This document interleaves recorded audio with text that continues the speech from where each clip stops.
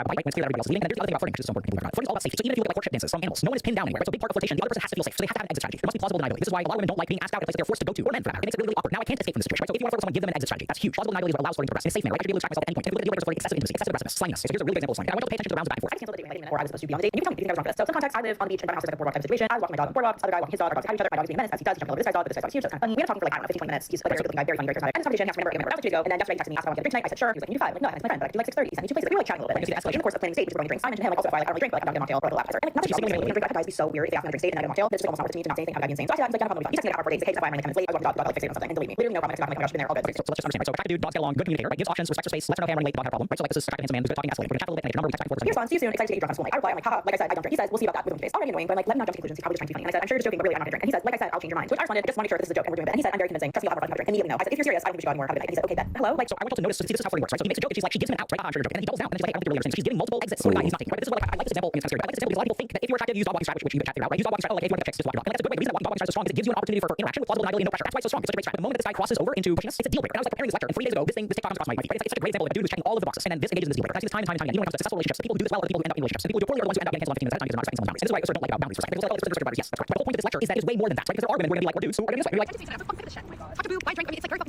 on the one hand, people like this, and on the other hand, people like that. So how do you know what to do? Flirting is literally, everyone's trying to answer that question. What do? Flirting is literally a skill set of diagnosis and intervention. You don't know that it's a rule what to do. I mean, why we got rules as best as you can. I'm sure there's something about it. But that's the whole point is that flirting, knowing what to do, is not something you learn from video. It is something you learn from a person. And there's a skill set of things, ways to engage with that. It's about play. It's about potential space. It's about, hey, I don't know what this is, and that's not a problem. That is a potential. That's what flirting is about. I just want you to think about this for a second. GitLab, a company whose competitor is GitHub, the only company I know that has so thoroughly tarnished their name that any competitor should in fact be able to instantaneously win. And somehow GitLab has failed. This is unreasonable. This is happening. I refuse to believe this. I just refuse to.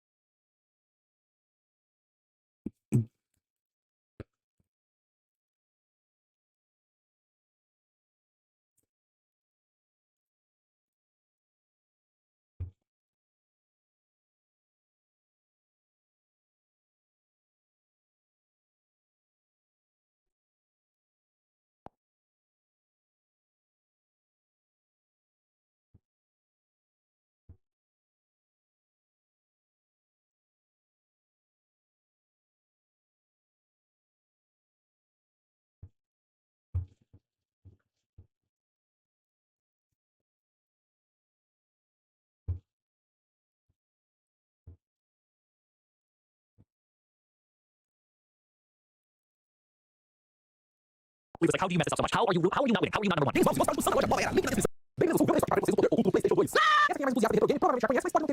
que tem muita gente que não sabe, tá melhorar pra caramba a imagem desse videogame. Recentemente eu comprei essa TVzinha turbo aqui, eu comprei mais nela, porque tinha um mod de vídeo componente. E eu comprei com esse mod justamente pra rodar melhor, com imagem melhor, alguns dos videogames que eu tenho. E o que é isso aí? O PlayStation 2 é vendido com esse cabo, que é o AV, o vídeo composto. Ele tem 2 cabinhos aqui, o alto, né, esquerda e direita, e um cabo para o vídeo. Acontece que o videogame manda 3 sinais de vídeo, o verde, o azul e o vermelho, RGB, não necessariamente nessa ordem. E como o vídeo composto tem um cabo só para esses 3 sinais, os sinais acabam se embaralhando, acabam perdendo a definição e não fica com boa qualidade e sai do videogame. E aí entra esse tio aqui, o cabo de vídeo componente. Ele tem aqui os de áudio e 3 cabos, um para cada sinal de cor, o R, o G e o B. O meu é original da Sony mesmo, e hoje em dia é bem difícil de achar o original desse pra vender, na época eu comprei na PlayStation 3, eu também esse cabo, então é fácil. Agora é zoado, tá? Mas tem cabos paralelos desse aqui, do outras marcas pra vender também. Vou deixar o link aí na descrição pra você dar uma olhada se você quiser. Esse cabo funciona em videogames de 6ª e 7ª geração, ou seja, PlayStation 2, Xbox, GameCube, o cabo desse aqui tem uma fortuna de ciência mesmo, de 7ª geração, Wii, PlayStation 3 e Xbox 360. Mas a PlayStation 3 e Xbox 360 tem HDMI, a imagem é muito melhor do que esse tipo, o Wii não tem. Melhor imagem do Wii também é com vídeo componente. Os videogames mais antigos costumavam usar esse daqui, o RGB ou o SAT. Esse aqui o japonês precisa de conversor, é mole usar o cabo desse. Não dá pra usar o vídeo componente, mas precisa de conversores para isso. E pra ligar, você tem que ver se na TV tem essa entrada aqui, que é o verde, azul e vermelho, beleza? Que esse aí é o sinal de vídeo, você vai pular o amarelo aqui e ligar o áudio nessa luz de baixo. Se a TV não tem essa entrada aqui, aí sinto muito uso do AV mesmo, botando mas se tem, é uma boa você trocar e colocar esse cabo de componente. Porque detalhe que mesmo interesse LCD, se tiver essa entrada aqui, PlayStation 2 fica muito mais bonito do que com a entrada normal. Agora vamos ligar o bichinho, eu vou ligar primeiro o AV pra vocês verem como que é ele normal. Coloquei um detalhezinho 5 aí só pra gente ver primeiro como que tá a imagem com o cabo normal, AV, o vídeo composto, né? E é tudo num cabinho só. Na verdade, uma TV menorzinha, no caso aqui é 14 polegadas, a imagem tá bem boa no vídeo composto também, sabe? Mas o vídeo componente ele vai ter uma definição de cores e uma crocância da imagem melhor. Olha a imagem aí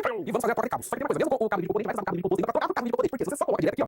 Olha aí, ó, como que fica a imagem toda zoada. Então o que você tem que fazer? Com o cabo de vídeo composto, você vem aqui no System Configurations, vai lá embaixo, aqui ó, componente de vídeo composto, RGB, coloca esse aqui, YCD, BB, CR, BR, tá? Agora você vai trocar. E aí, ó, até o menu ficou mais clarinho aqui, brincadeira. E aí, agora no gameplay, eu não sei se a câmera vai dar uma boa, você gravando de fora da tela, né? Mas, gente, a definição é outra coisa. Olha essa imagem, você já viu o PlayStation 2 com uma imagem tão lisinha, depois tão crocante quanto essa, mas é só com o cabo de vídeo componente. O resultado é muito bom mesmo. E isso aqui que é o Tekken 5, né? Ele tem algumas vantagens aí, só que tem jogos que ficam melhor ainda usando esse cabo. Por quê? Aqui tá rodando o jogo em 480p, ou seja, intercalado. Deixa eu falar de 80p, 480p, essas coisas, é progressivo. A imagem progressiva é bem melhor que essa outra tecnologia que é intercalada. Aqui tá rodando em 480p, coisa mais antiga, mas alguns jogos do PlayStation 2 rodam em progressivo com esse cabo aqui, mas tem jogos que rodam em 1080p com esse cabo aqui. O Gran Turismo 4 é um deles. Eu já rodei em 1080p, Gran Turismo mais e ficou muito legal. Coloquei um 2D aí pra conversa com SNK2. E o ganho que tem um jogo desse tipo, né? 2D, aí é mais a interferência da imagem, né? A gente tem uma imagem mais limpa, com pixel mais crocante, esse aqui é mais brilhante, mais forte também. Olha só, laranja, cabelo branco aí, fica mais o verdão, cabelo morrendo. Também tem bem legal nessa parte. O dado aqui, ó, PlayStation 2 é retrocompatible com PlayStation 1, certo? Então você pode ter jogo do PlayStation 1 no vídeo componente aí, ó. Isso só aí, você consegue essa qualidade do PlayStation 1 mesmo, só que com um cabo SCART ou um cabo RGB, dependendo da região, né? Mas aquele outro cabo dando aqui precisa de um conversor específico, né? E é um pouquinho mais caro de você conseguir essa parafernália pra rodar esses cabos RGB e SCART. Então, pela praticidade, eu achei bem mais prático aí, né? Rodar jogo do PlayStation 1 do PlayStation 2 mesmo com vídeo componente. Olha só, fica muito boa a imagem. Tá rodando o jogo, eu coloquei na abertura dele pra ver o movimento. Inclusive, ali chorando. PlayStation 2 com cabo de vídeo componente, vale a pena ou não vale? Já vai coletando. E agora eu vou testar o Sonic Riders, eu não testei com velocidade ainda, tá? Tá funcionando bem, tem bem mais. Aqui eu vou colocar tudo isso, tá? Agora sim, agora eu festo isso daí. Vai ficar muito bom. E é o que eu falei, na TV tudo bem, principalmente TV tela grande, que a minha aqui na TV eu preferi, tá?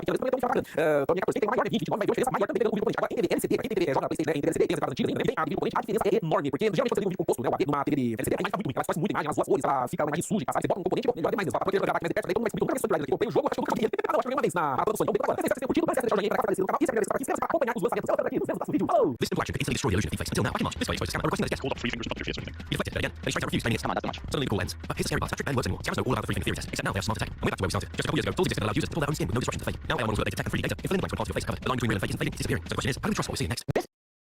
This is an ionic cooling module. It moves all the way through your device, keeping silently with 0 moving parts. That sounds impossible, yet that's exactly what NVIDIA claims. A 300-year-old physics book is going to revolutionize PC cooling. I believe them, except that they brought receipts. Their booth contains numerous real-world examples of both space savings and the cooling advantages that their technology can deliver. Everything from handheld gaming consoles to VR headsets to this high-powered strict Halo laptop reference design that was built in collaboration with AMD and is running silently. Are you kidding me right now? Here's another demo. This is just a module and 3D print has all I can hear from this is the whoosh of about 1 second of there. I can feel it in here. It doesn't even buzz or vibrate like competing panels solution for. And even better, this ain't no carbon nanotube someday technology. According to their CEO, production challenges are already behind them and ready to manufacture millions of units at scale. Like now, and even at prices that are competitive with old-fashioned spinning glass.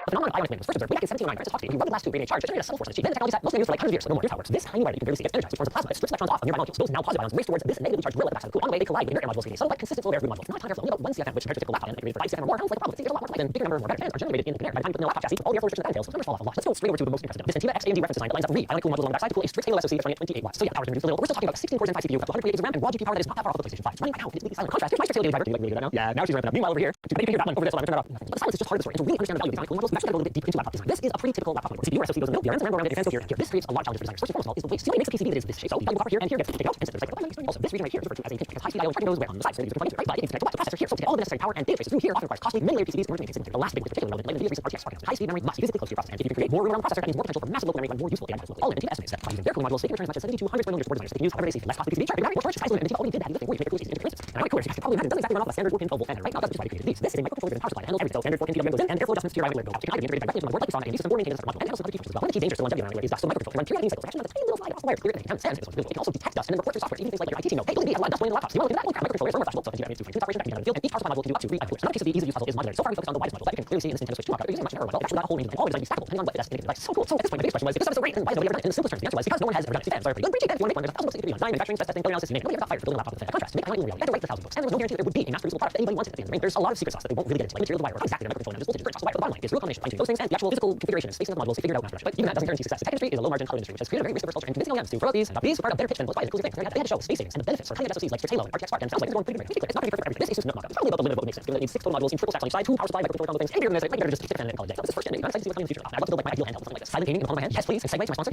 You guys are ready to do a lot of design solutions. Watch out for the time Isso aqui é bruxaria, não é possível. Seria uma forma de bebê, tá? Eu vou selecionar o assunto dessa imagem, e agora, clicando nesse botão aqui, eu tenho a opção de rotacionar esse objeto. Olha essa maluquice. A gente consegue girar a pessoa. Vamos virar a imagem aqui, vai ver essa imagem, um pouco mais detalhe, mas só harmonizar. Claro, né? Vamos ver a versão de antes e depois. Loucura, né? Logo sai a atualização do nosso curso Universo Photoshop 2.0. A gente vai ver as. You care about anything I'm going to talk about in this video? Of course you don't. That's why on my main channel, Parasitical, I've uploaded a new video that you can watch right now with hilarious laugh out loud moments like this. What's the social issue in this game? The commentary on the baby crying. What a deadbeat dad. You don't know Look, I know I'm doing this every video, man. Please, the video flops. Please watch it. Please. Low tier gods. So I never thought I would talk about this individual on my channel, but Low Tier Gods, the streamer, recently had a court case where he represented himself and he ended up winning. So Low Tier Gods is because the amount of dedicated haters he has. It is unfathomable. If you search his name on any platform, you basically just get a ton of accounts that are solely dedicated to clicking him and finding him the moments that aren't that great. Like this now, for example, Low Tier Rob, who has daily clips of streams with an age counter. Just to remind you that he is God tier unstatus. I mean, to be fair, I almost dunked myself. I'm 29. So that was so bad. Like that's so bad. But then I get reminded of the pictures of Leafy that posted recently. I'm like, okay, it's not that bad. There are so many accounts that just seem to clip and farm everything he does. This is basically an entire industry. If you want to quit 9 to 5, just start clicking Low Tier Gods apparently. Now you might remember him from the Nightmare on Section 8 TikTok memes. This was after everyone discovered his 1000% polyester outfits known as the polyester prince. So his supposed fans despised him, which is the exact same as my community. Make fun of his age. The fact that for his age, he is not successful as a streamer, and supposedly as well abandoning his daughter. And then at the same time, the only thing people seem to compliment him on is the fact that for his age, he looks so youthful, and they've summarized that that he sacrificed his daughter for eternal youth.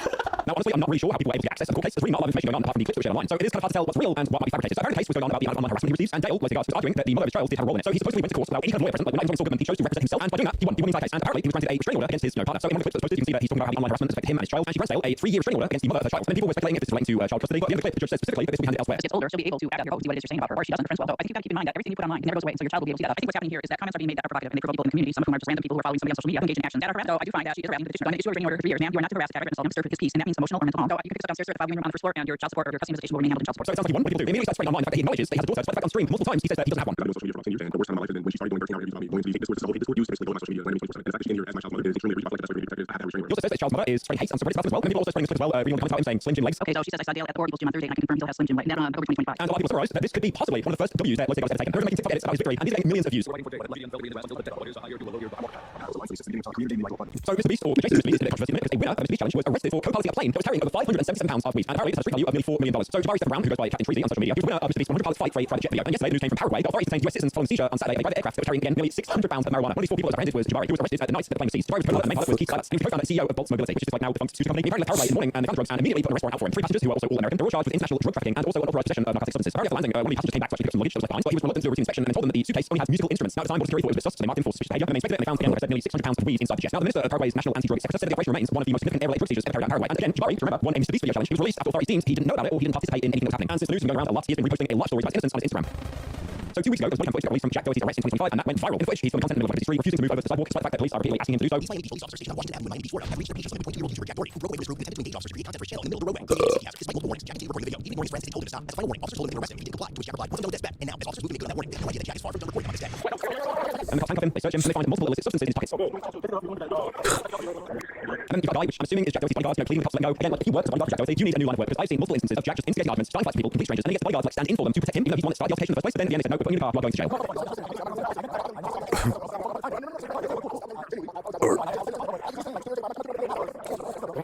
Oh, well. They take him to a station, and Jack asks, "Do you have body cam?" Cop says yes, and then he just goes, "That's tough."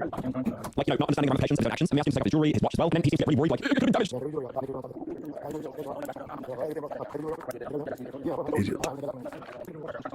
And Jack makes cops put the watch into a separate bag just to avoid, like, it doesn't get any damage on it.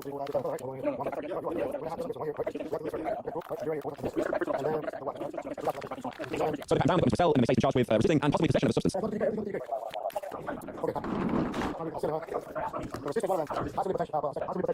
Now, he was charged with 2 felonies, possession of a controlled substance and possession of 20 grams or less of marijuana, and also resisting officer without violence. And his release on the bonds are $3,500. And like the funny thing is, during this entire situation, cops reiterate multiple times in the body cam footage that all he had to do to avoid the charges entirely was to walk a few feet back onto the sidewalk. So it seems that the case is, still ongoing. The current status of his arrest is unknown. We know he's on the video saying that he's on house arrest. But then in another video as well, he's saying that he's not on house arrest, he has to do community service. But again, neither of these things are reported, so he should be lying for a clip farm. Because again, since the arrest, he's been making tons of videos, milking all of his content, and the most recent one is this video where he's handcuffed and walked out of the car. What a fucking idiot. But again, like I put the line, there's been no reporting about any new arrest being made. So a lot of people are speculating that this could be another thing. Yet again, it's fake for content. But obviously, of course, on Twitter, a lot of people are celebrating Jack Doherty's arrest.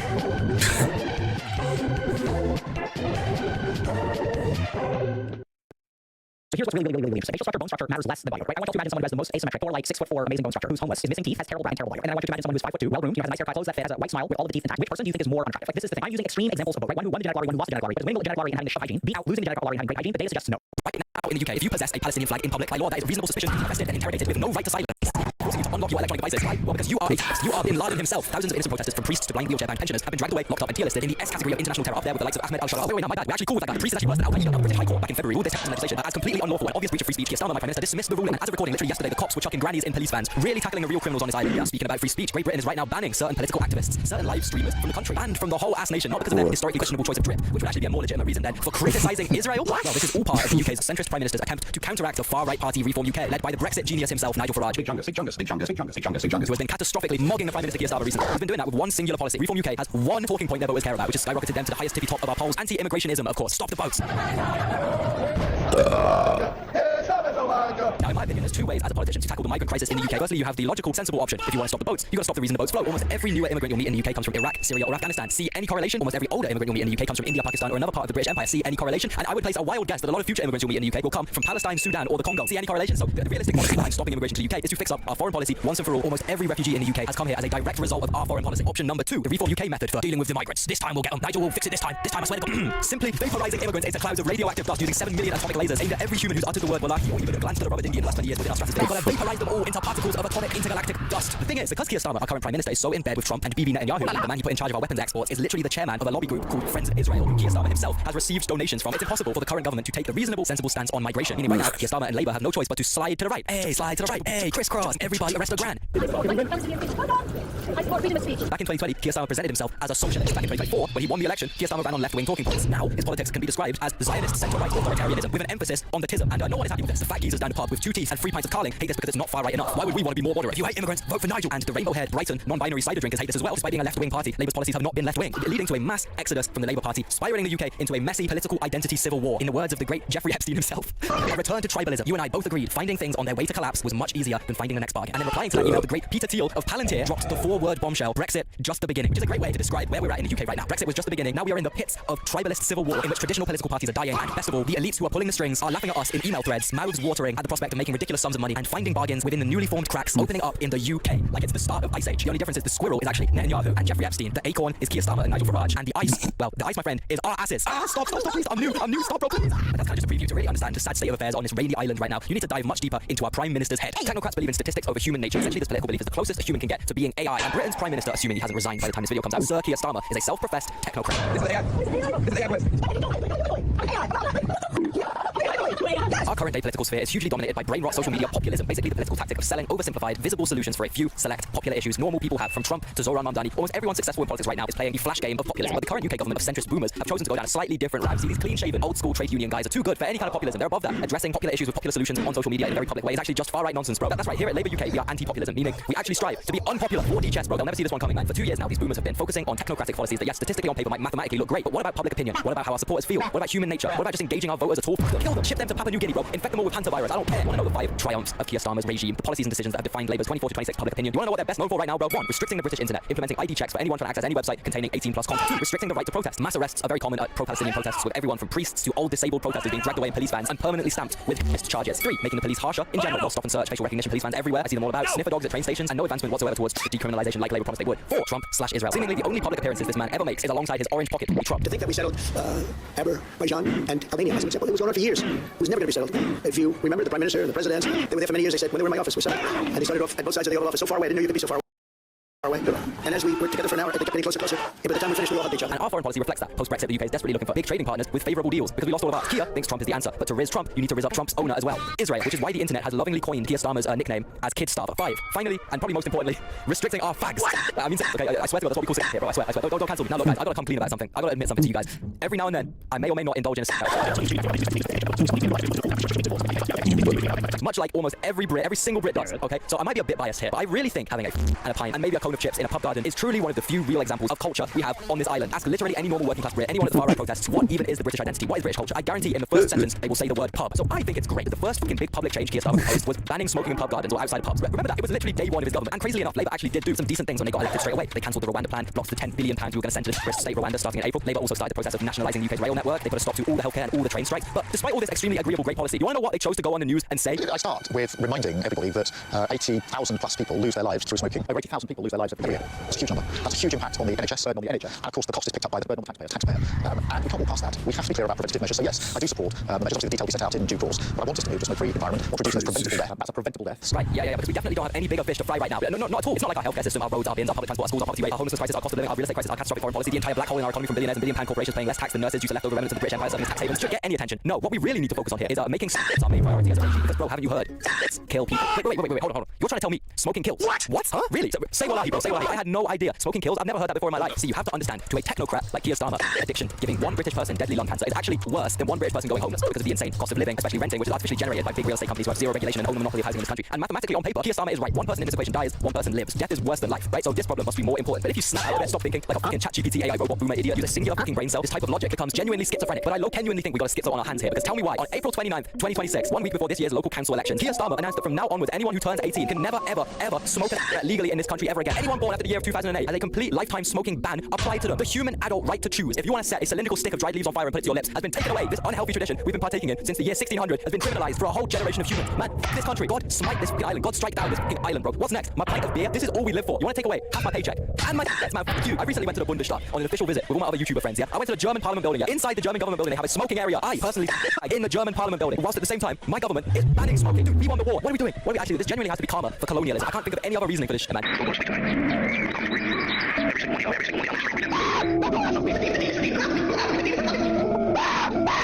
So basically, Labour's approval rating was already absolutely dismal already. Then they decided to ban smoking for the new generation 7 days before local council elections which specifically hedge a lot on the younger generation's vote. Surprise, surprise, surprise, the right-wing party, whose frontman constantly takes pictures of himself smoking, absolutely destroyed Labour. Yeah, despite winning our last election by phenomenally gigantic margins in UK terms, and essentially having the freedom to roll out any positive popular policy they wanted, the British centrist political party Labour have absolutely cooked the opportunity. And by the look of our local election results, it's very much smelling like the Gammons might be elected up into Downing Street in our next election in 2029. Now, many people have misdiagnosed this massive political 2-year transition as being solely down to the growth of the far right in the UK. I think that's only half the story here. We also need to consider the violent, gruesome, graphic death of the left in this country. If you look at Labour's recent track record, you wouldn't be incorrect to believe they are a centre-right political party. These guys got elected and ran on left-wing talking points. Back in 2024, they won the election with one of the biggest majorities in UK history because they posed themselves as very left-wing. Keir Starmer even called himself a socialist.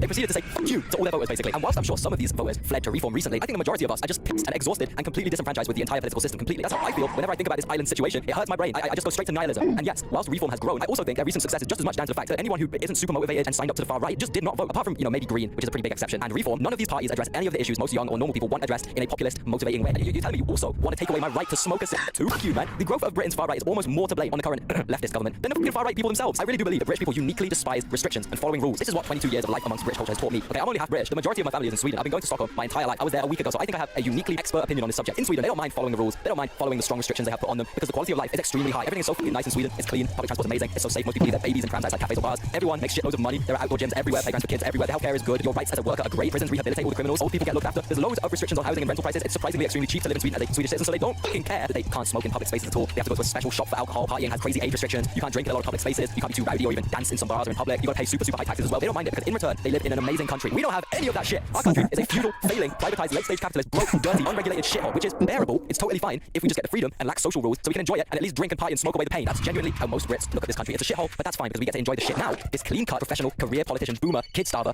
Keir Starmer comes along and tries to slap Sweden-style social restrictions for the good of the people on our shithole without any of the benefits or fixing any of the core issues. You can't have both, bro. He really hasn't publicly addressed any of the massive problems with our country, and these problems are what makes us so in need of a smoke break in the first place. This policy is like someone giving you a really, really well-presented, nice-looking, perfectly wrapped-up present, and then you unwrap it, peel off all the clean, pretty exterior, and inside there's Theresa May's rose toy.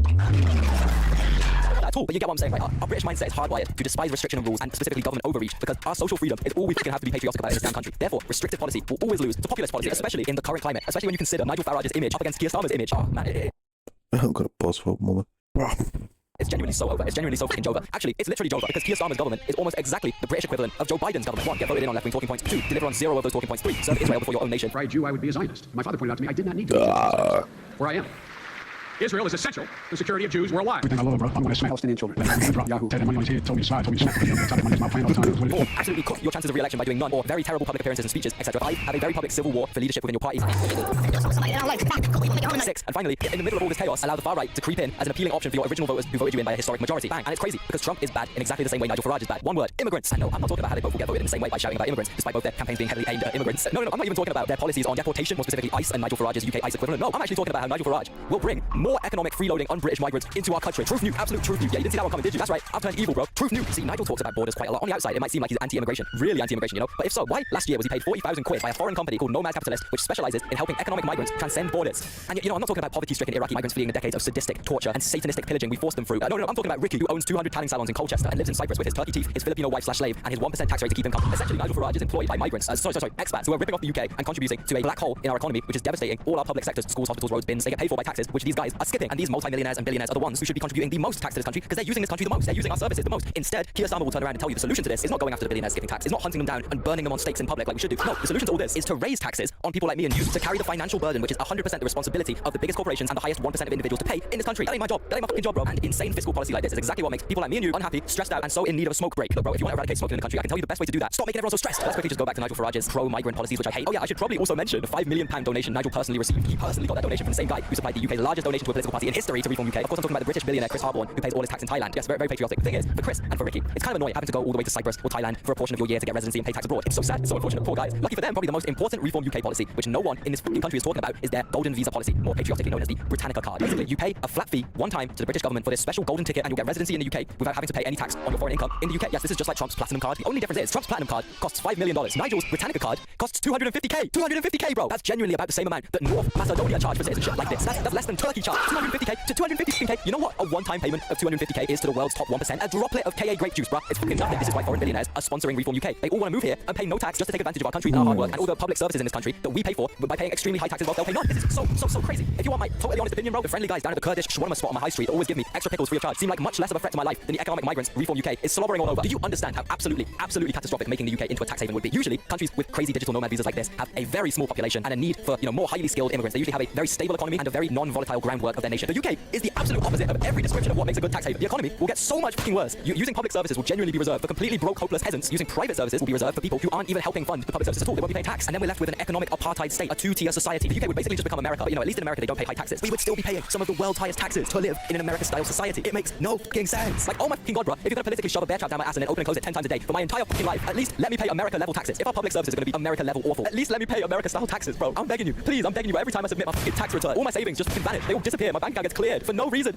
You people, you don't even collect the bins outside my house. My fucking family have to drive to the recycling center and drop all our rubbish off once a week. Bro, you man. I never thought I'd be jealous of Americans. I never thought I'd ever want to be American, bro. Look, this wouldn't be the first time Nigel Farage has bestowed a migrant crisis upon the UK. Another truth nuke incoming. Oh, we all just forgot about that. Oh, we're just gonna forget that the dude who will probably become our next prime minister by campaigning against the recent influx of immigration into our country is the fucking singular cause of that recent influx of immigration into our fucking country. Brexit is the single main thing Nigel Farage is famous for. It's what he's synonymous with around the world. This all started with Brexit, and I can't emphasize enough how perfectly that goddamn email between Epstein and Peter Thiel of Palantir describes our current day situation, and it's written within potentially the most evil email thread in all of human history. Let me just jog your memory, right? A return to tribalism, counter to globalism, amazing new alliances. You and I both agreed zero interest rates were too high, and as I said in your office, finding things on their way to collapse was much easier than finding the next bargain. Brexit, just the beginning. I mean, bro, do I even need to say any more? It's literally there in writing. It's divide and conquer. The UK has been divided and conquered, and whilst us chuds fight amongst ourselves, vandalizing and spray painting the Danish flag on roundabouts, our economy is being plundered by the global elites such as Epstein, such as Peter Thiel, and this will accelerate even further if or when Reform UK take control. That plundering will increase tenfold because remember, after all, Nigel Farage himself was advised by Steve Bannon for the longest time. Steve Bannon was one of Jeffrey Epstein's closest confidants. They were boyfriend and boyfriend, bro, and obviously all of Steve Bannon's advice is going to be favourable to Epstein. Israel. Nigel will do anything for any amount of money. At the end of the day, so all I've got actually is coffee, but I hope you enjoy a few pints with the lads tonight. Up the bar. Up the Nigel. So trusting someone who will do anything and say anything for any amount of money to be patriotic for your country is pretty stupid. Nigel Farage is one of the worst politicians in Europe, and most of his voters don't even know why they are voting for him or what his policies are, except deporting immigrants. Nigel Farage has appeared on Russian propaganda news outlets not once, not twice, but 17 times. My mummy says you hate foreigners. Farage was also the face of Britain leaving the European Union, and the biggest donor of Brexit, Aaron Banks, gave Leave.eu 8.4 million quid, the largest political donation in British history at the time. And also, Aaron Banks had 11 meetings with the Russian ambassador Yakovenko, was offered Russian state-backed gold and diamond mining deals, and announced a Russia-linked business deal 12 days after the Brexit vote. So he made these massive donations to Farage, was working day and night to ruin the UK and leave the European Union. Not to mention that Reform's treasurer and his big donors live in the same apartment building as at least 5 Kremlin-connected billionaires. The bigger part of Nigel is his links to Epstein. Steve Bannon's messages with Epstein were insane because it showed directly how they run all these parties. Steve Bannon was Trump's former chief strategist, and he was working on his project to make all of Europe far right, and he was hyped as fuck messaging Epstein about this. But the issue is that the current ruling party in the UK is genuinely so bad that all Reform has to run on is just reversing the policies that Labour has done. Like the late ban of anyone born after 2008 never being able to buy. I don't know if you guys ever met a British person in your life, but they cannot survive it without their not only a homosexual person. That's what they call it. But taking away a British man is genuinely worse than taking away all their colonies. So this will just create a massive black market with shitty shits. Motherfuckers might start selling tobacco mixed with glass shards or something. It's just a horrible idea, right? And now all Reform has to do is, we're gonna reverse the ban on, and just off that they're gonna get so many votes. And then these morons, these parties across Europe, these like liberal parties across Europe, compromise with these populist far right parties to deport all immigrants, reduce migration and everything. They don't gain any votes. They only lose them because at that point the voters think, okay, I want to deport the immigrants, so why would I vote for Keir Starmer instead of Reform? Yeah, Keir is deporting immigrants, but Reform wants to deport more immigrants anyways. So what's the point? So they don't gain any voters, but instead lose more voters because the people who voted for Labour don't want to deport any immigrants. And they're like, what? My party wants to deport immigrants now? Get the fuck out of here. It's the same exact thing that happened with Kamala and Trump. Kamala started compromising on, I will deport more immigrants and I will love Israel more. Think, bro, think. What do you think will happen? You're not gonna get any of Trump's fan base, bro. You're only going to lose yours. I'm in insomnia. I'm in insomnia. Staring at ceiling. Who anyone I don't do it now?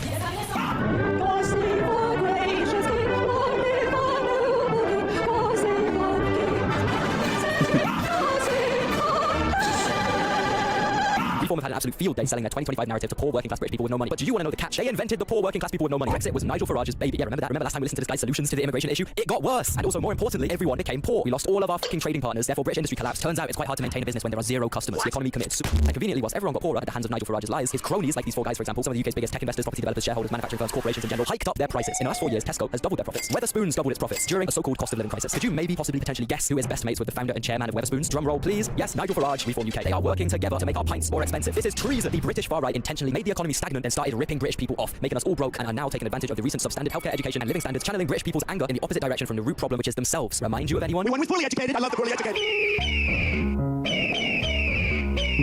I'm the third Nigel Farage. Give us a high five. It's right. I'm a Reform. Same here. So one annoys me is that everyone thinks that Reform are all about hating immigrants. No, it's a lot of rubbish, but I think there's so much more to us than that. Oh, most definitely. Of course there is. Of course there is. What other Reform policies do you like? I mean, you can't name off the top of my head. Yeah, can't name that. No, let me give me a second. What other Reform policies do you like? Spend more money in NHS? That's actually not one of our policies. We want to cut public services by 150 billion. Okay. So I'll say, we need to put an end to free healthcare. Yeah, I think so. We need to protect the wealthiest. Yes. So we need to cut taxes on things like private education, private healthcare. Yep. Protect the billionaires. I don't really talk about all that, but yeah. We should ban protests altogether as well. Yeah, looks like we said. Zero out contracts. Yeah. Don't I call this like what we do? Oh, well, that's actually a Reform policy. Yeah. Protect wealthy. We think it's like to turn this country into a tax haven for the billionaires. And it's not taxing their foreign income. Yeah, great ideas. See, the thing with Brexit is you need to understand, right? It was not some plot to economically free ourselves from the shackles of Europe. It wasn't even political at all. It was mainly just designed to divide, weaken, destabilize the economy, and tribalize the UK, setting the stage for the same compromised people who invented Brexit to then win elections and lead the country a decade later, which is what we could be seeing in 2029 if Keir Starmer doesn't pull his damn socks up. But he won't, because if you go to the end of the line, at the end of the line, both him and Nigel Farage are influenced by the same people, the same set of global elites, which is the main reason why it pains me so much to talk about the UK, because we're just completely cooked. There's no solution here. Usually I can pose some slightly positive spin on things, but it's like with the UK, we are genuinely in the best case scenario right now. Doesn't get any better than this. Now, these to you might seem like some pretty good anti-reform talking points I'm making, right? I think I'm cooking, right? So you'd think maybe Labour and Keir Starmer would shout these kind of arguments from the rooftops, considering how absolutely awfully they've been recently losing to reform. But no, instead, Keir Starmer has essentially steered Labour into this insane reform-light position. They've gone from the left to the centre right. Instead of combating reform's talking points, he is instead like half-assed making reform's points, which again goes back to how retired the British centrist technocratic dad mindset is. Well, hey, statistically on paper, mate, everyone who's super politically engaged in the country right now is worried about immigration, Palestine protests, they love Trump, and they don't want hard-working billionaires to get taxed. So we must simply win them all over. Actually, we'll even approve old right-wing policies from the Tories, like criminalising sex. It's so crazy to me because look, I'm no big fan of Labour at all. I don't like that party party at all, but they have done some okay things. They've done some pretty good things even. They stopped the Rwanda plan, they stopped all the train strikes, they decreased NHS waiting times to the best they've been in decades, and out of all that, you're choosing to do a big publicity run for your fucking ban of sex 1 week before the local elections. I'm hopeless. This is a hopeless situation. AI could have done a better job than this, bro. The Albanian AI politician could have done a better job here than Keir Starmer, bro, because it legitimately gets to a point where Reform don't even need to come up with their own talking points. Like, apart from being anti-immigration, Reform literally publicly have no policy aside from just undoing every new restriction Labour announced. Every time Keir Starmer makes a law, Nigel Farage goes on Twitter and says, this is stupid, I'm going to undo it, vote for me. Believe me, it doesn't really matter who wins general elections anymore. They're pretty much the same. I mean, after all, Rishi Sunak wanted to make sure that in 10 years' time, 25-year-olds could buy cigarettes legally and 24-year-olds couldn't. That struck me as being fairly bonkers. Now we have Sir Keir Starmer suggesting there'll be an outdoor drinking ban. Yeah, that's right. You got this in pub gardens, outside pubs, outside sports venues. Any of you aged 14 or under will never legally be allowed to buy cigarettes or any nicotine materials. That's the legislation this government has proposed. Moronic. No one's arguing that smoking is good, but smoking is a choice. It's not for government to put a cliff edge on whether you're 14 years old or 15 years old. All you do with something like that is create a new black market in years to come. Prime Minister Keir Starmer says he wants to stop 80,000 people from dying each year from similar illness. But one small cohort take his job. Farage wants to repeal the ban. He says it'd be unworkable for shopkeepers trying to work out who to ID, would fuel an illicit trade and impinge on British freedoms. He also says there's other ways to stop people smoking. The Reform UK leader, who is currently top of the polls, says the ban would be quickly scrapped if he became Prime Minister. Do you support the ban, or should it go up in smoke? And when Reform's political opposition, Labour, doesn't push back against anything Reform says in this last-ditch attempt to win back their voters who move to the right, I can see why non-political young people in this country see the dude smoking a fag and the guy banning the fag and instinctively vote for the fag, even if they don't smoke fags. I'm talking about right, I'm talking about sex only in this video. Okay, fag 100% of the time means in my country where I'm from. Now, some of you might remember I actually made a whole video months ago when Keir Starmer's first major restrictive policy was announced, the 18+ internet ID checking policy. I'm talking about, obviously, in this video, I essentially had a massive rant about how indescribably stupid and counterproductive policies like this are for the UK, and specifically for the Labour Party. What I said back then has completely come true, obviously. But if you look over my channel, you'll notice this video is absent in a suspicious, ironic twist of fate. The video I made criticizing internet censorship got censored. It got taken down. I appealed this with YouTube multiple times, but apparently multiple parts of my video constituted to cyberbullying. Yeah. Okay, so I've removed all the instances of alleged cyberbullying. Okay, and I've also updated a lot of the information and news, etc. So it will basically be like watching a whole new video, and I'm going to roll it now. But keep in mind, the same logic with criminalization, opening up black markets, and causing more harm than before, obviously isn't just on the internet. It also applies to a lot of Keir Starmer's policy in general, more specifically, and Americans, Australians, EU citizens, and most others as well. The despicable information I'm about to explain will soon be or is already affecting your countries, not just us on this godforsaken island. Okay. So listen up. As of right now, if you are a 16-year-old in the UK, you can legally drink as much beer as you like. However, it is illegal for you to go on the Reddit page r/beer. You can join the army, fight for your country, but you can't legally access any online information about the crimes your army is committing or the military operations your government is supporting. You can legally be diagnosed and prescribed amphetamines. However, looking up any information on this subject, including the side effects, is totally forbidden. You can go to the local FC, cop yourself 7 million wings, and die of a heart attack, but you cannot open any website containing the term eating disorder. You can throw yourself off a bridge, but you can't open up any website containing the term. And most egregiously, a 16-year-old Brit is legally completely allowed to have sex with any adult. A 16-year-old dating a 75-year-old is completely legal in my country. However, legally cannot access 99% of sex-related content online. Anything from the hub to important information about contraception to resources for assault victims, it's completely banned unless you are over the age of 18 and willing to provide your ID to prove your age, which alongside a 3D scan of your face will be analyzed by a third-party AI data company to verify your identity and age. This AI company will then store your information on the cloud so you can log back onto the site you're trying to access without going through this hours-long process again. And then, I guess, when your full name, address, date of birth, passport number, and your fucking 3D face scan appear as a data leak, all listed next to a collection of your freakiest, most compromising internet searches ever, I don't know, bro. I guess you gotta just move to rural Bhutan or something at that point. Start a new life completely disconnected from the internet and Western society. My name is Walter Hartwell White. I live at 308 Negro Royal Lane, Albuquerque, New Mexico, 87114. If I was you, I'd just move to the flatlands of Turkmenistan, get yourself some new hobbies you've never heard of, skippy toilet. Oh shit, even the world's most isolated country have been exposed to the hub. We're all cooked, we're so cooked. Wait, hold up, stop right there. I'm gonna need to see your ID before you proceed any further into this video, because my friends, yes, there is unfortunately a new wave of age restrictions hitting the internet, YouTube, Spotify, Reddit, Wikipedia, Discord, Twitter, Xbox, Steam, the hub itself, and worst of all, seemingly everything in my country, the UK. Would you like to know the truth about the stories regarding me taking my trousers down? Listen, there are no findings in the investigation that I took my trousers down. This is the intended result of Britain's new Online Safety Act, which was put into place a few weeks ago. Similar internet restrictions are being put into action all over the world, though. Hi, I'm Trino. As you may know, your elected officials require us to verify your age before granting access to our website. While safety compliance by the forefront of our mission, getting your ID for every time one visits a platform is not the most effective solution for protecting our users. And in fact, will put children and enterprise at risk. In addition, mandating verification without proper enforcement gives platforms the opportunity to choose whether or not to comply. As we've seen in other states, this just drives traffic with far fewer safety measures in place. And the general justification for these new laws is to protect the children. I think our buddy Keir Starmer mainly said this because it's kind of end-all argument. You know, if you dare to argue against protecting the children, you kind of look a bit sus, a bit like that one guy I've been making videos about recently. You know? Hey, you know they got your mans. They got your mans on assault charges. Yeah, you be hanging with. But I'm gonna put my life on the line here and argue against protecting the children. Just hear me out. In relation to online and social media, the first thing I'd say is this is not a law-free zone. Whether you're directly involved or whether you're remotely involved, you're culpable, and you'll be put before the courts if you've broken the law. Mr. Prime Minister, arrest Wow Mao, not me. Everything was written by Wow Mao. Just hear me out. I do not think kids should have any access to explicit online content. Mainly, I think it's extremely harmful when children are exposed to this stuff. The same way, or heroin is extremely bad for anyone exposed to it. And why would I draw this comparison? Well, this whole Online Safety Act situation reminds me a lot of America's famous war on drugs, which obviously drugs won. I mean, have you seen the state of America? I think we all know who won that war. But in short, the idea that outlawing something harmful, which is however unfortunately ingrained into society and into the brains of people, the idea that just outlawing that will magically eliminate the problem is just absolutely delusional. In my opinion, this approach almost always makes the initial problem way worse. For America's drug war, it meant that the illegal substances got stronger and laced. Because if there's now a 50% chance that the American government funds the brutal murder of your entire South American drug making operation, then you're gonna have to increase the strength of the substance by 50% to keep your profit margins the same. However, you can't just magically make corrupt drugs stronger. You have to instead lace it with fentanyl, which makes the root problem so much worse because it's like 1 billion times more addictive and 1 gazillion times more dangerous. And the only people that benefit from this is China, America's op, the country America really doesn't want to succeed. They're the only ones reaping the benefits of the American drug war. Congratulations once again, guys. If only Joe Biden had just let everyone keep walking around smoking like his son was allowed to, America would have unfathomably less of an epidemic right now. If you have a piece of cocaine no bigger than this quarter that I'm holding in my hand, we passed a law with the leadership of Senator Thurman and myself and others, a law that says you're caught with that, you go to jail for 5 years. You get no probation, nothing other than 5 years in jail. Judge doesn't have a choice. I don't care why they become a sociopath. We have an obligation to cordon them off from the rest of society. They are in jail. away from my mother, your husband, our families. So I'm going to ask, what made them do this? They must be taken off the street. This exact same logic can be applied to the method the UK have used to make 18+ content illegal. We've instead made 18+ content way more harmful than it was before. To understand why, I need to explain the stupid system my government used to do this, to enforce the Online Safety Act. Basically, how strict the new age restrictions are depends on the size of your website. Category 1 refers to any site that contains any explicit content that has over 34 million monthly viewers. So every big site like Hub or YouTube or Wikipedia or Reddit falls into this category. These websites by law need to do ID checks for anyone who's trying to access 18+ content on their site or their app. It's the law. However, category 2A and 2B refers to websites with any explicit content, again, however, less viewers than category 1. And apparently, these sites just don't fucking matter. Regardless of the content, they don't legally have to do ID checks, they don't legally have to do age verification. All they're required to do is, I quote, partially moderate their sites, which 99.9% of all websites are already doing. So this whole thing is not actually about how harmful the content of the site is. No, the Online Safety Act is far more focused on simply optimizing the amount of people that can be tracked, logged, and monitored on the internet. That is the simple truth. That's the only way you can look at this logic. Restricting websites just based on their amount of users alone means that a big website like YouTube, which has 2.5 billion users, needs to ID you if they believe your viewing history is childish enough to raise suspicion. Yeah, I got bad news for anyone who watches like Mr. Beast challenges or Minecraft playthroughs. Get your IDs ready, my friends, bro. Spotify needs to check my ID so I can listen to Carti. And then on the other hand, you can just go open up some obscure early 2000s German tentacle XXX, Oompa Loompa Trip, Evil Satanic, 3000.com. And because it has little to no number of users, no age protection is required whatsoever. This has led to some absolutely insane proposals from websites. For example, Wikipedia. It only works because you have like thousands of anonymous editors, right? But under the Online Safety Act, as long as they are a category 1 website, Wikipedia must ID and log every single editor. Wikipedia does not want to do this. Obviously, they want to keep their contributors anonymous. So they're considering implementing a monthly cap on the amount of Wikipedia users. Only 34 million people could use the site per month, meaning they wouldn't fall into the category 1 anymore, and therefore wouldn't have to ID check their moderators. So just imagine at the start of every month, we'd have to like queue up and wait till midnight and open Wikipedia at midnight like it's some drop and hopefully secure our access to Wikipedia for the month. Are we being fucking for real now? It's wild. And going back to what I was saying before, on paper, protect the kids, ban the dangerous websites. It all seems like a fantastic idea, just like how protect the Americans, ban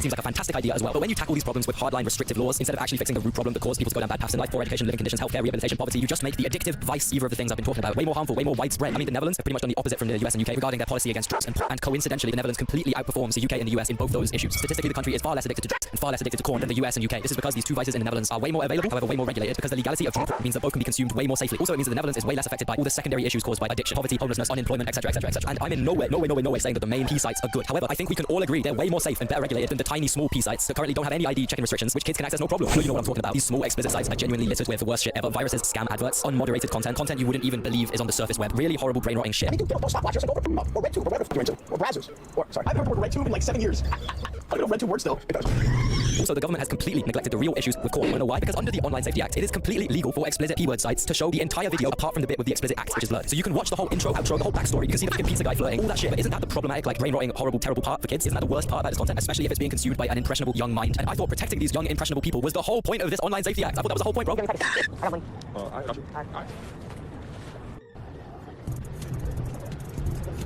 I don't think anyone's watching those stories for like their cinematic quality, you know, but realistically, if someone is 16 and they're allowed to legally get with any grown-up adult, saying that person is not allowed to look up is ridiculous. Let them have the cornflakes, bro. Let them have the cornflakes. If they're allowed to go off in the world and be treated like an adult in that way, then they should be allowed as much of the cornflakes as they want. All I'm saying. Or I got a crazy proposal. Since the UK have legally recognized that 16 is way too young to be consuming this content online, why don't you fucking idiots focus on changing the age of consent to 18? Because that's not online, that's real life, and it matters way more, obviously. I really want to see who gets mad at that idea. I would really like to see who's going to stand up and argue against me on that point, bro. I've got a dilemma. That's got nothing to do with quick here. One of my friends, he's saying he has no limit. Not no limit. He's saying he has a 27-year-old man. What's the youngest thing he can control? Is he what he's saying he can control on Link? What's he saying he can control? 1.8 turbo.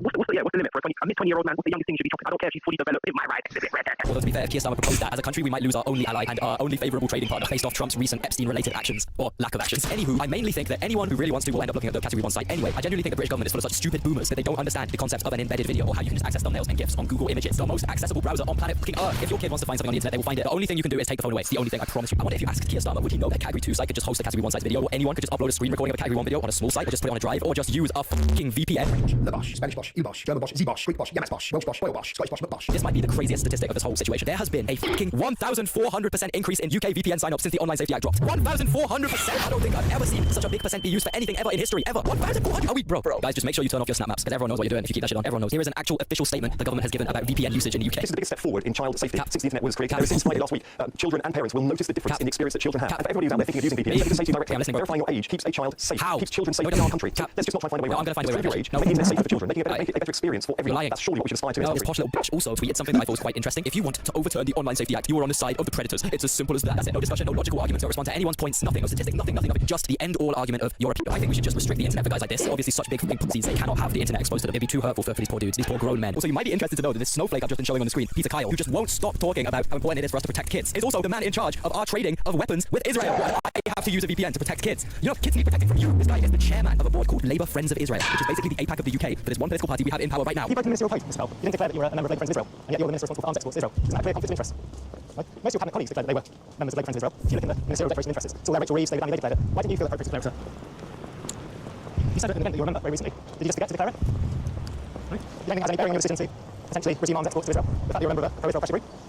This is the reason people are getting banned from this country just for being anti-Israel. And our weapons being sent to Israel, well, I'm not going to, for YouTube purposes, I'm not going to go into details, but it's kind of the opposite to protecting kids, isn't it? I think engaging in this kind of behavior is kind of like the worst thing that's happened to women and kids in like centuries of human existence, right? I know British people see me. I know British, I know Dominican, I know Puerto Rican, I know British, you look just like me. You're like, we have the same hair. I'm touching like, you're not the same, you're not the same, you're not the same, papi, you're not the same. They try to salsa that shit off. Like, no, you're not the same. I know British, nunca. I know British, no, I know British, Dominican. I know, but you're British. No, papi, I know British. I don't blame anyone for using a VPN, but want to know why? Well, you would think that if the UK were genuinely committed to such a drastic radical move as this, they would spend a lot of time and effort and money creating a safe and secure method for ID checks and verification. Truly, honestly, despite everything I've said so far, I wouldn't be that opposed to the ID checks if there was a safe, secure way for them to be carried out. But no, the UK passed the Online Safety Act with absolutely no warning, completely out of the blue. I think their reason for this is that prior to the act, if there had been a vote or even an announcement, there would have been so much public outrage that the act could not have been passed. There would have been riots. We would have burnt down Big Ben in the name of Google. I swear we would have not, that Keir Starmer seems to care much about his long-term reputation and like if people riot about stuff. But because they passed the act so hurriedly, it left explicit sites, all of them from X videos to Spotify, scrambling for a way to implement these ID checks. Oh, this is the cherry on the top of the cake, because the government didn't bother developing any ID checking secure portal, any ID checking infrastructure. They didn't even just like recommend one good company these sites could use. Nothing. The only information that was given to these websites was start doing ID checks or you're getting deleted instantly. This is legitimately like giving someone a bike with no fucking wheels and telling them if you don't want to be executed in the next 30 seconds, you need to find some wheels and cycle to Mongolia for me, bro. Everyone in that situation is going to find some rubbish, jam it into the fucking mudguard and head off. And this is exactly what all the explicit websites have done. If you want to legally access these category 1 sites in the UK, you have to use a third-party ID checking data processing company, which isn't legally trusted by the website or the government or anyone. They use AI to 3D scan your face, so they have an exact replica of your head basically. Then the same AI scans and analyzes all your passport and driving licenses biometric data to make sure your face and ID match up. But also in this process, the third-party data company stores your date of birth, your passport number, your address, your ethnicity and hair color, etc.,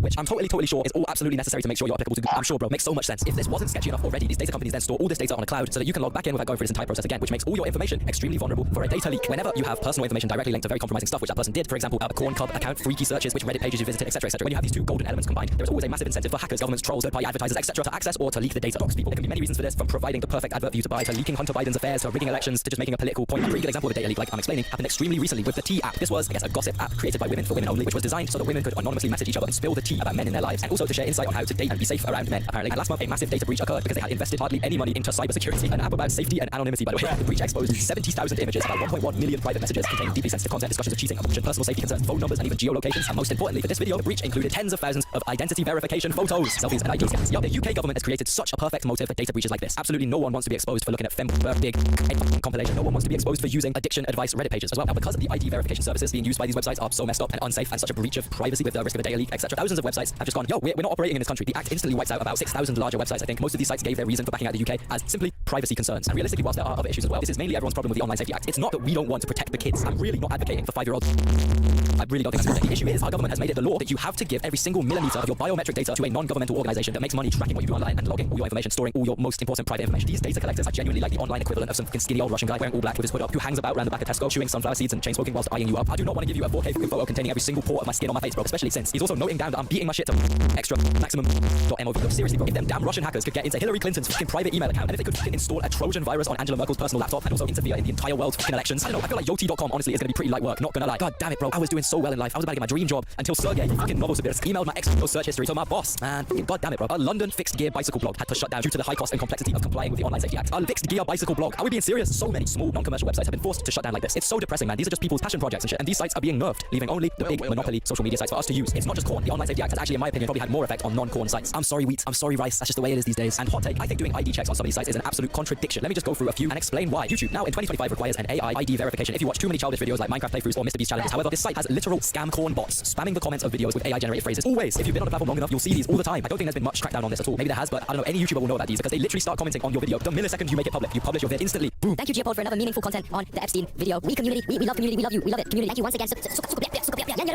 With some super explicit profile picture, and then you click on that profile picture, there's like a link to go to, and I guarantee that link will be a corn scam. That's seemingly just allowed by YouTube. Also, I'm not going to go too deep into it, but some of the ads on YouTube are insane. I remember before I caved in and bought YouTube Premium, I would be terrified to put YouTube on like a TV in case one of the corn game adverts came up, which would obviously happen at the exact moment when a family member who doesn't understand YouTube would walk in the room and just see me watching a fucking voluptuous creature bouncing up and down. Let's not get into it. Let's just move on. Twitter, you need to do AI checks to use it now. But like half the users of this site are bots, right? From Russia to Upbeat. Twitter is just like a bot farm where AI bots interact with each other. Political content can genuinely frequently be like 90% boosted and interacted with by bots. And politics-wise, the owner of the app does funny salutes on world stages. There was no age restriction on watching that. But hey, bro, if your tweets contain too many swear words or too many spicy opinions, boy, you better be backing that idea. Boy, I'm gonna need a full 3D face scan, bro. I actually don't get it though. If they want Twitter to stop being so harmful for children, maybe they should just not allow corn on the site. Oh wait, I forgot about that guy who renamed the app into a corn site. Bro, if any app starts with an X, you know what it's designed for. Another example, Spotify. The money this app makes is genuinely used to fund war, to blow up civilians, some of which are gonna be children. So starving, mutilating, and decimating a 17-year-old into chunks of meat is absolutely ethically fine. However, if that same 17-year-old wanted to listen to the new Carti album, what?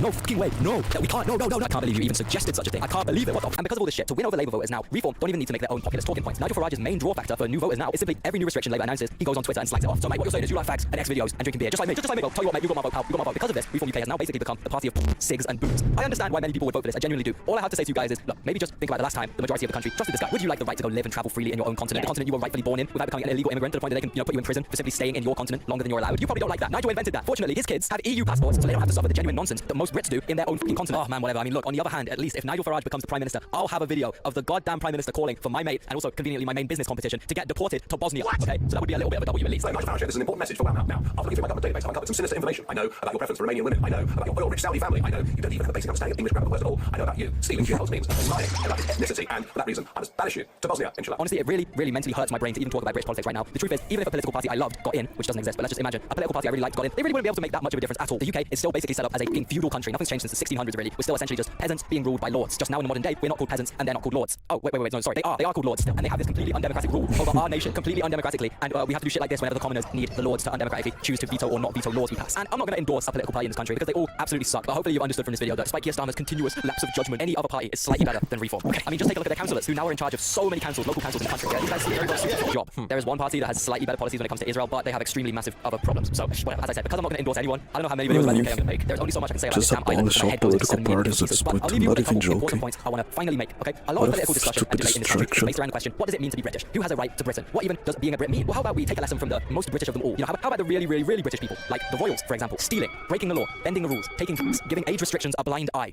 funding black markets, not settling for the norm, the rules, splashing out unethically, not taking no for an answer. So maybe us normal folk should take a lesson from the most British Brits of them all when it comes to stupid restrictions and rules like Keir Starmer seems so obsessive about. Because at the end of the day, he's just an old-fashioned nasal normal human who isn't above me or you as a human. He just happens to be in a position of power with absolutely no knowledge or empathy or understanding of how young normal people like me or you approach life. Whether that's having a cheeky Chesterfield Blue down at the pub with your mates, or whether that's the slang and the words we use when we talk to each other.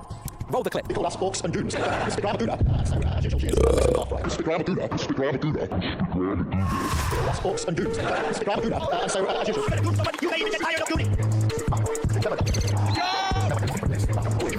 Yes. If you don't like the changes that we make, I say the door is open and you can leave. Thank you everybody for watching. If you want to support videos like this, which are extremely anti-algorithm friendly and don't get pushed as much as other YouTube videos like YouTube, then please give me a comment, give me a like, press any of these buttons here. It will absolutely triple the engagement with this video if everyone does that. It's free of charge, it takes no time, but it would absolutely help me massively. Also, my main goal on this platform right now is to beat Netanyahu's subscriber count by 10x. So sub up if you want to help me do that. All of us are going to come together and ratio in, hopefully. Please just help me listen to this outro music via the link in bio. If you want to listen to it, like always, okay, goodbye. Don't forget to click that link in the description to get a special discount site with VPN is granted for our channel users. Apple protects your data whilst you browse and give you full access to all block content. I found Toy Story in real life. No. Middles.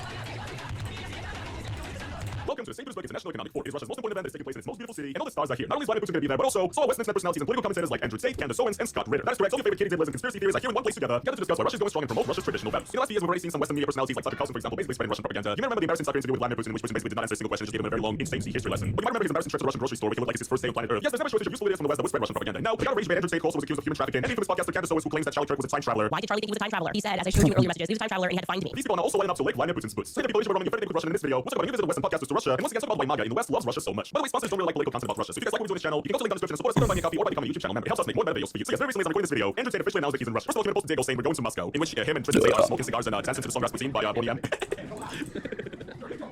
Sure, yeah. I mean, we're having fun with them. And now some time has passed and Tate finally landed in Moscow. And he wrote this post in Russian saying, find new friends and do not lose old ones. Tate's in Moscow. Let's watch the video and I just want to prepare you guys. You're about to witness one of the most cringiest videos of all time. So here's Tate entering an airport in Moscow, I guess.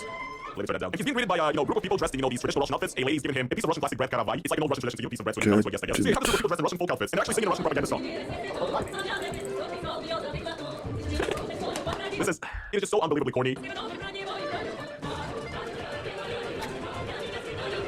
Bro, this is what my country has come to, by the way. This is, by the way, what Russia is now, okay? You have a Russian convicted sex offender, okay, in the house, and he's being greeted by, like, a warm welcome, in Russian traditional style. And again, they even chose the worst song possible for it. They're not singing, like, a proper Russian folk song. Instead, they're singing the song Matushka, Zemlya Belaya Berezka. It's a song called Matushka by Tatiana Kutukova. It's, like, the biggest Z propaganda hit. It's pretty much like the song Yaruski by Shaman, but in more of a folk style. It actually still has a Z meaning, because the lyrics say, for me, my country is the sacred Rus, and for others, it's a splinter, basically saying that the world always wants to get us Russians, and, not just let us be, and the world hates to see us Russians succeed. And yeah, this is the song that they're performing for, again, a couple of convicted, pretty much, or, okay, let's just say allegedly, for a couple of alleged sex offenders and human traffickers. Yes, guys, I'm pretty sure that these are, the base traditional values that Russia's always talking about. Yes, we love human trafficking, and we love because that's how I say that I think made his money right away. Which is once again very base, very conservative, once again fits within Russian traditional values. It's just so fucking embarrassing. Like, I don't have anything against traditional Russian dances, but the fact that they have to throw this show every time like a Western guest arrives to the country is absolutely ridiculous. They do this for everybody, by the way. Like, you know, a lot of artists no longer go to Russia, but some Western artists do. Some Western rappers do, for example, made a video about this. And every single time that they come, Russia throws this show. They agree with these folk dances. There's like a news story saying that little visit Russia. The people made him like listen to these Russian propaganda songs like Matushka Zemlya. Like, it's just embarrassing. Imagine being a Western superstar coming to Russia and these like Eastern European yokels asking you to listen to their terrible war criminal anthem. It is a humiliation ritual. And it's the thing is hilarious once again in Russia where like the propaganda basically says like, screw the West, we don't need Western's approval. But then when a Western influencer famous for human trafficking comes to Russia, you have to throw this fucking nonsensical show. Like, bro, my country is honestly embarrassed. What are we doing? This is everything that Tate has posted so far about being in Russia. He actually arrived to Russia right before the St. Petersburg Economic Forum, which he was not announced as an official guest, but he might be because the American political commentator Candace Owens has also just arrived to Russia and is officially going to be taking pause.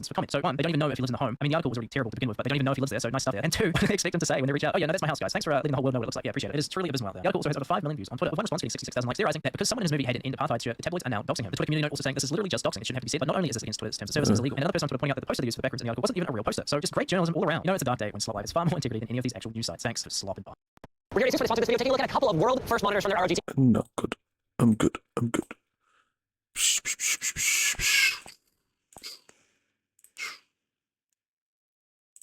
Boom, boom, boom, boom, boom, boom, boom, boom, boom, boom. Boom, boom, boom, boom, boom, boom.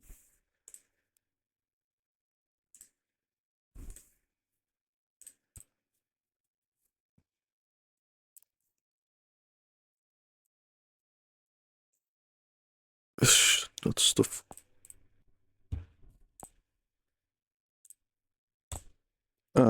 Just summarizing the whole thing. No one had this on their.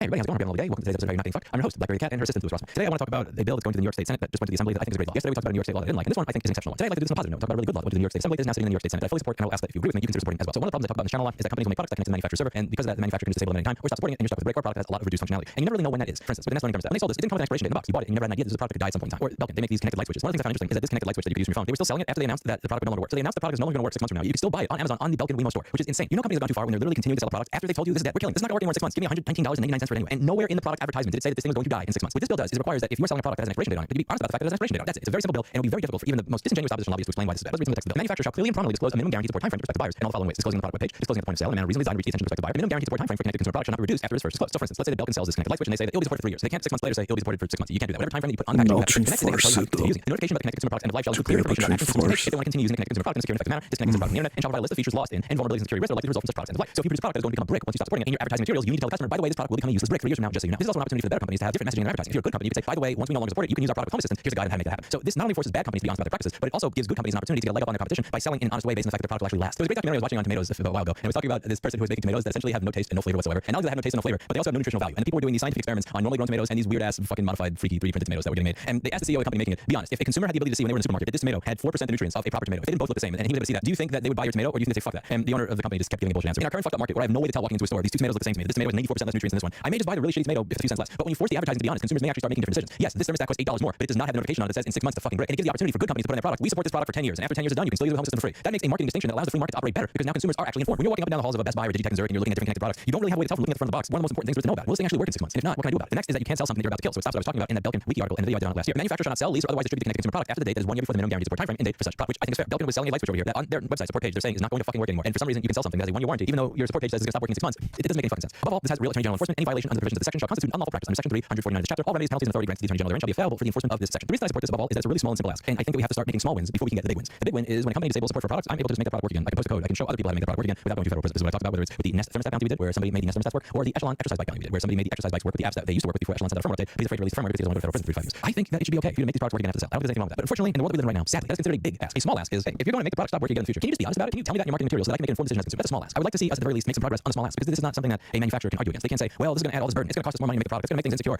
or like what they did with canceling gym memberships and minicons. Click to cancel will cost the economy $100 million a year, which is a really strange form of telling yourself, by the way, because at that point you're essentially saying that $100 million in the American economy are people that want to cancel but fucking can't. But that's a topic for another day. On this video, here's what you can do. If you support this bill, I'm including a link down below that includes a list of emails to a list of senators and their staffers that you can email to explain why you support this and that you support it. It's going to include a little bit of draft text that you can include. I highly suggest you modify that text to make a personalized message. It's going to include a summary on the bill. Please do email and please do let them know that you support this. Please call their office and let them know that you support this. If you're in Albany, go to their office in person and let them know that you support this. This is just one small step in getting back ownership. And again, you may look at this and go, great, now they're just being honest about how they're going to fuck me in the future. You know what? Yeah, maybe that seems like a small victory, but it's one step in the right fucking direction. And so far, over the past 5 to 10 to 20 years, we've been getting kicked in the wrong direction every single fucking day. So I'll take every single win that we can get. Help us get the win. That's it for today. As always, hope you learned something. I'll see you in the next video. Bye now. We also have the duty not to infringe the IP rights in the process. It is in fact the manufacturers who have the relevant rights, not consumers. Pause. Then yeah. Wow. Copy this again. Just in case.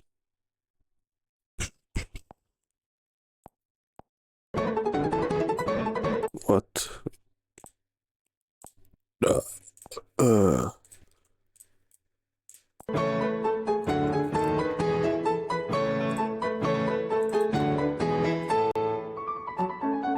Door open.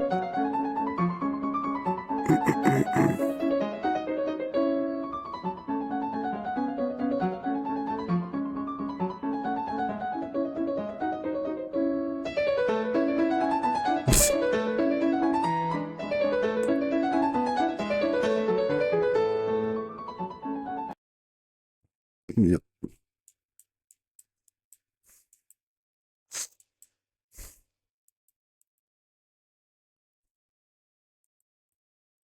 No problem.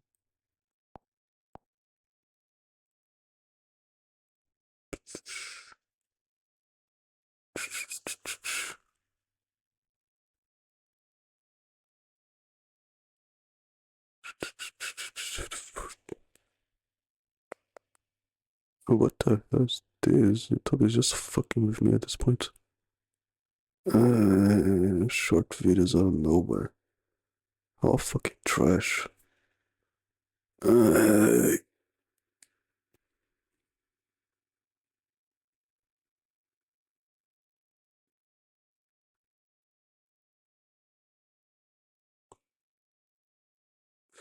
Blurry until this. This what won't explain. I will not click it. Never again see this channel. I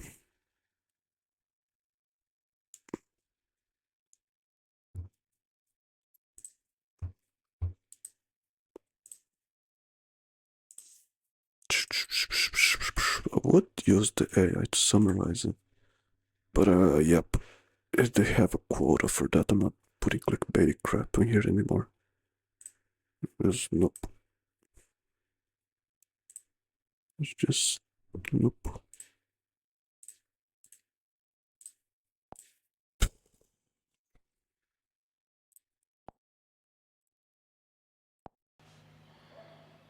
E aí, pessoal?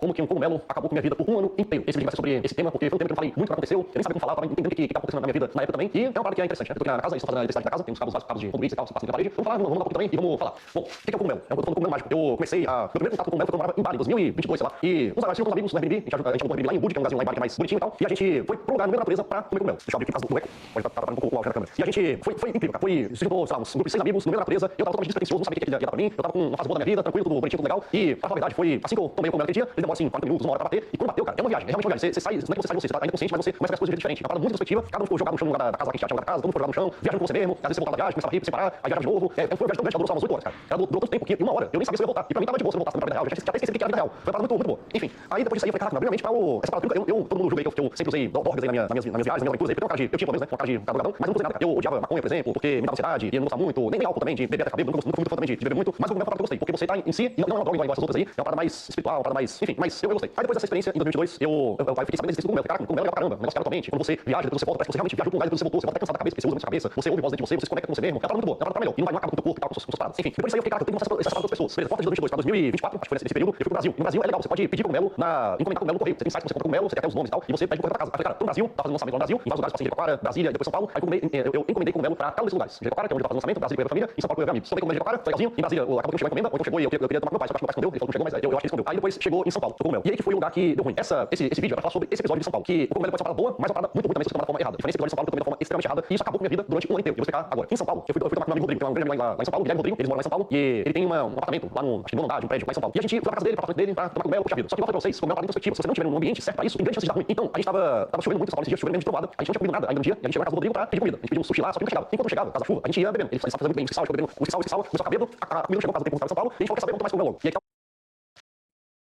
E aí, a gente comeu o cogumelo, eu tava muito fome, eu tava com um clima extremamente muito chuva, sem parar em São Paulo com vento, e eu tava bêbado.